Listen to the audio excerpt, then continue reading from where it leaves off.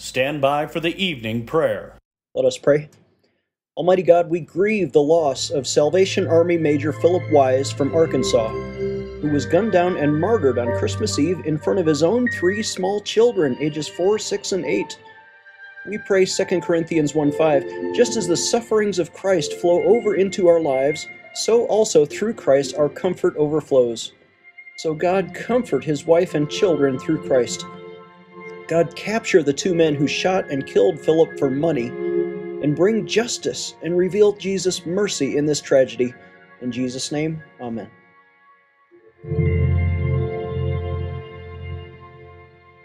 This is former Navy Chaplain Klingenschmidt. Would you please add your amen to the petitions at our website, prayinjesusname.org.